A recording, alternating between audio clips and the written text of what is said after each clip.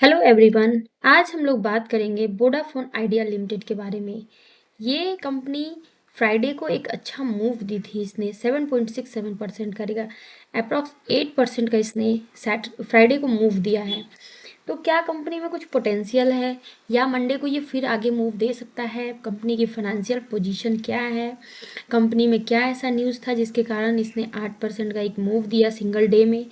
Company आगे भी share up कर सकता है या यहीं से बैक गियर लगाएगा? इन सब के बारे में हम आज बात करेंगे। तो सबसे पहले मैंने स्क्रीनर.इन पर वोडाफोन आइडिया लिमिटेड का ये खोल रखा है। पूरा फाइनेंशियल डेटा डिटेल जो मिलता है हमें स्क्रीनर पे मैंने खोल रखा है। चलिए हम सबसे पहले इसका फाइनेंशियल एनालिसिस करते हैं। वोडाफोन आइडिया लिमिटेड का मार्केट कैपिटल 85,000 करोड़ 433 रुपीज़ का है। ये सारे पॉइंट्स जो भी हैं ये सब करोड़ में होते हैं। करेंट प्राइस, सॉरी ये नहीं, नीचे वाले करेंट प्राइस जो है 17.6 रुपीज़ का है, 17 रुपीज़ 6 पैसा का है। हाई लो इसका 18 रुपीज़ 40 पैसा से लेके 5 रुपीज़ 70 पैसा तक गया है। स्टॉक पे नील है, बुक वैल्यू माइनस में है, डिविडेंड ये देती नहीं है, आरओसी भी माइनस में है। फाइनेंशियल अगर हम देखें तो बहुत ही खराब है। प्रॉफिट देखिए प्रीवियस 12 मंथ का -30,000 करोड़ का है। ओके, उसके बाद हाई प्राइस ऑल टाइम इसका 123 रहा है। जब कंपनी अच्छी रही होगी, ग्रोथेबल रही होगी, कंपनी का प्रोस्पेक्ट अच्छा रहा होगा तो कंपनी 123 टच कर रही होगी। अब इसके बाद हम देखते हैं इसके बैलेंस शीट क्वार्टरली रिजल्ट्स। ये देखिए क्वार्टरली रिजल्ट जो है दिसंबर 2023 का, सेल्स तो अच्छी है। अगर हम दिसंबर ये 2022 और 2023 को कंपेयर करें तो कुछ खास फर्क नहीं है।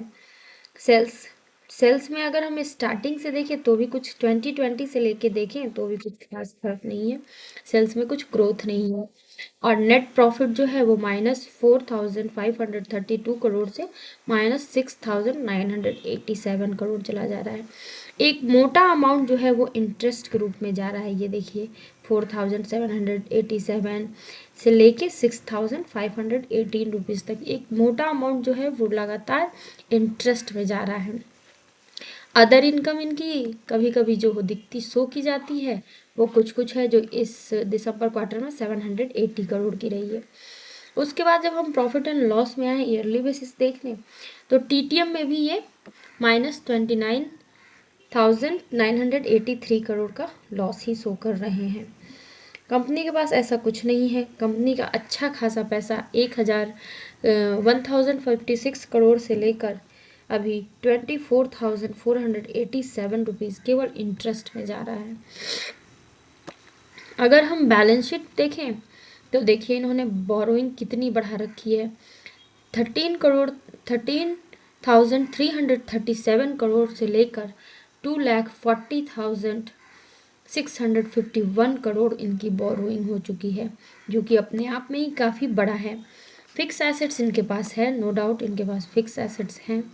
अब ये फिक्स एसेट्स भी टेंजिबल एसेट नहीं है, इनटेंजिबल एसेट्स ज़्यादा हैं इनके पास। ओके, फिर देखिए CWIP में कुछ वर्क था भी पहले, तो अभी मात्र 494 करोड़ का वर्क इनके पास रह गया है। इन्वेस्टमेंट इनकी कुछ खास नहीं है। जो पहले थी एक अच्छी खासी इन्वेस्टमेंट, अब 4,000 5,000 6,000 और 4 करोड़ ही रह गई है। 4 करोड़ 5 करोड़ 6 करोड़ और 4 करोड़ ही बच गई है। अब हम अदर एसेट्स छोड़िए, अदर एसेट्स में इनके पास क्या है? अदर एसेट्स में इनके पास इन्वेंट्रीज है, ट्रेड रिसीवेबल्स है, कैश है कुछ, और शॉर्ट टर्म लोन्स भी नहीं है। ओके, फिर इसका हम अगर वो देखें रेशियो पैटर्न, तो प्रोमोटर्स के पास 50% है, FIIs के पास 2.27% है, DIIs के पास DIIs ने थोड़ी सी अपनी होल्डिंग दिसंबर क्वार्टर में बढ़ा दी है, क्योंकि पहले इनके पास 1.80% था, अब 3.05% है। गवर्नमेंट के पास 33.18% है और पब्लिक के पास ओनली 11% है। ऑफकोर्स पब्लिक के पास प्योर पब्लिक है, पब्लिक के पास 11.14% है। ओके, नाउ हम इसका चार्ट पैटर्न देखते हैं कि क्या इसके चार्ट पैटर्न में कुछ है ऐसा। देखिए इस कंपनी में सब ठीक था, लेकिन कंपनी ने जो अपनी बोरोइंग बढ़ाई हुई है ना, बैलेंस शीट में ये देखिए, जो इसकी बोरोइंग इतनी बढ़ी हुई है ना, जिसके चलते कंपनी लॉस में चली गई है, लॉस मेकिंग कंपनी हो चुकी है। ओके, नाउ हम इसका वो देखते हैं, चार्ट देखते हैं। मैंने चार्ट कुछ बना के रखा है यहाँ पे, ये देखिए। चलिए मैं इसे फिर से हटा देती हूँ और फिर से हम लोग बनाते हैं, तब आपको समझ में आएगा कि कैसा पैटर्न बन रहा है। ये देखिए, मैंने यहाँ पे बनाया है कि यहाँ एक मुझे कप विथ हैंडल पैटर्न दिख रहा है, ठीक है। ये या हेड एंड शोल्डर आप बोल सकते हैं, एक बड़ा सा हेड हो गया और ये राइट शोल्डर, ये लेफ्ट शोल्डर इधर हो गया, ठीक है। ये देखिए बिल्कुल। और जो इसका टारगेट अमाउंट निकल के आ रहा है मेरे हिसाब से, वो आ रहा है यहाँ लोएस्ट पे हम रखेंगे और इससे यहाँ क्लिक करेंगे।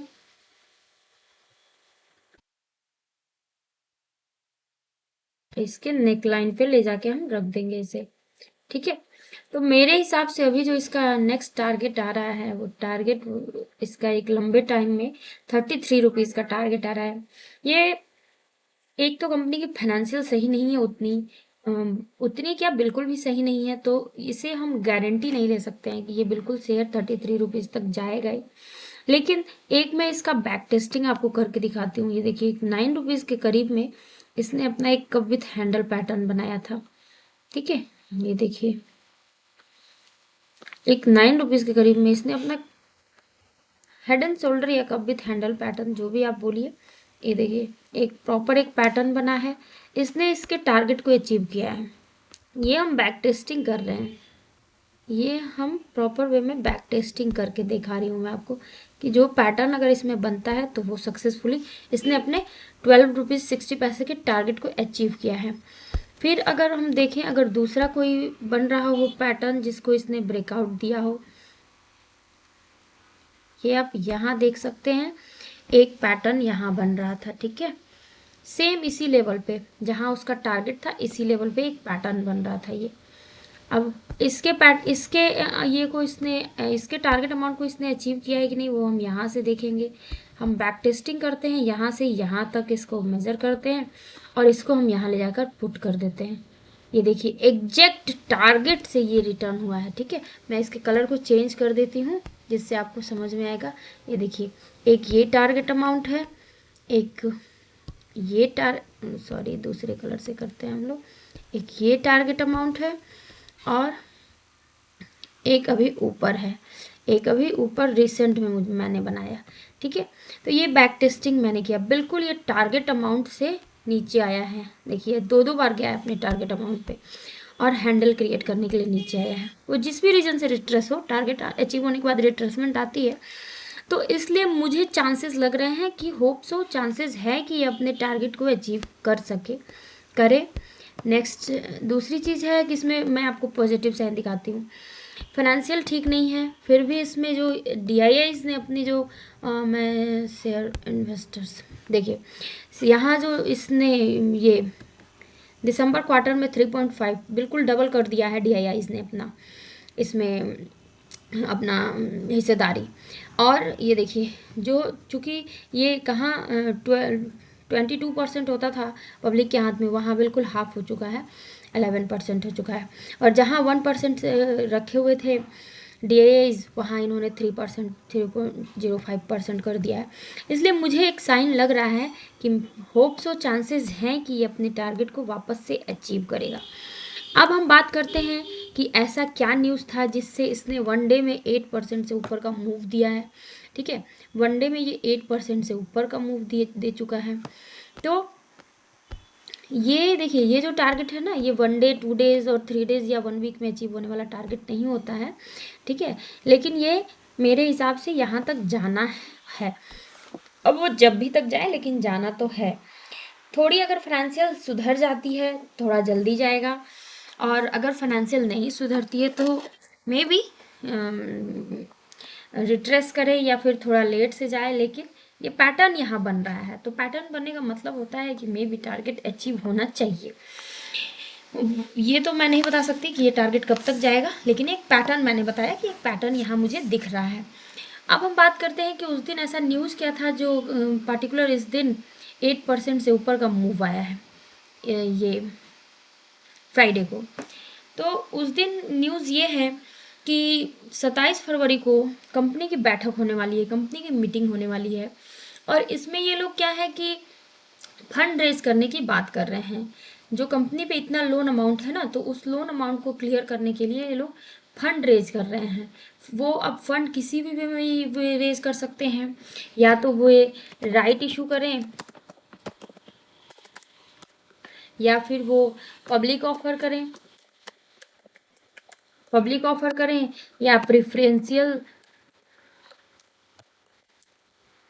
प्रेफरेंशियल अलॉटमेंट करें, या फिर वो प्राइवेट प्लेसमेंट करें, या फिर वे क्वालिफाइड इंस्टीट्यूशनल प्लेसमेंट करें।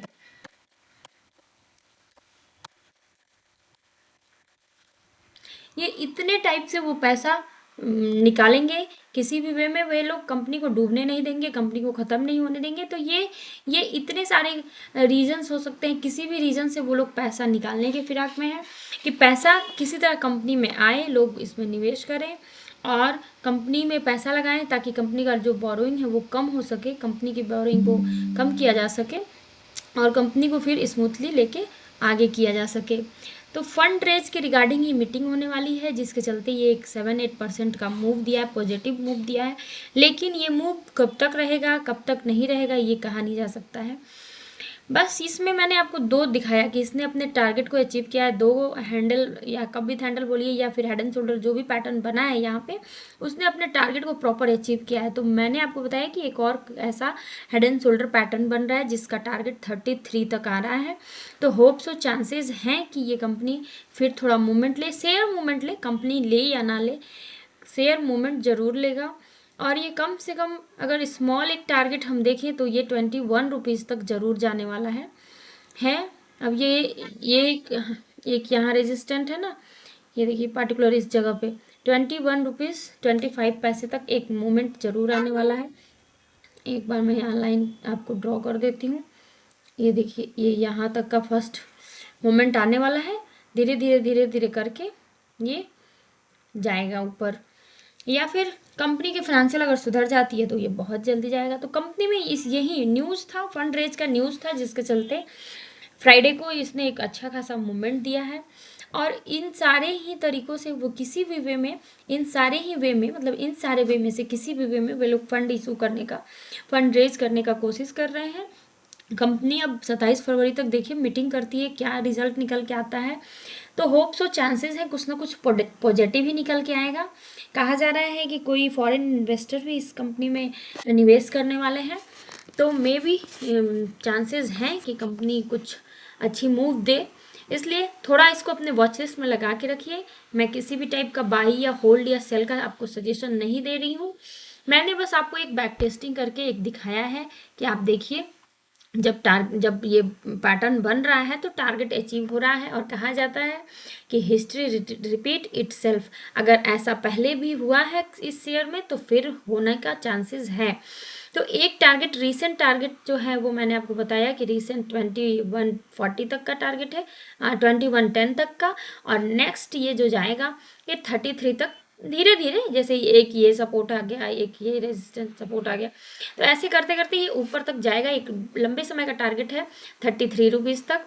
अगर आप चाहें तो इसे वॉच लिस्ट में लगा के रख सकते हैं और इसे ध्यान रख सकते हैं। देखिए उस दिन जो परचेजिंग हुई है, एक हाई वॉल्यूम के साथ भी परचेजिंग हुई है। ये देखिए एक हाई वॉल्यूम के साथ इसने 8% का मूव दिया है। तो इसलिए कहा जा सकता है कि कंपनी में थोड़ा मोमेंट और आना है, ये या फिर हो सकता है कि रिटेलर को फंसाना है। दोनों चीज़ें हो सकती हैं, लेकिन एक पैटर्न तो इसमें बन रहा है। आप इसको ज़रूर अपने वॉच लिस्ट में रखें, इसकी बैक टेस्टिंग करें। और अगर आपको मेरी चैनल थोड़ी भी पसंद आ रही है, मेरा वीडियो थोड़ा भी पसंद आ रहा है, तो इसे लाइक करें, शेयर करें, सब्सक्राइब करें अपने फ्रेंड्स में। Thank you, have a nice day. इसे आप अपने वॉच लिस्ट में लगा के रखिएगा। मैं किसी भी टाइप का आपको एडवाइस नहीं दे रही हूँ, मैंने बस अपने अपने एक नॉलेज को आपके साथ शेयर करने की कोशिश की है। Thank you, have a nice day, जय हिंद।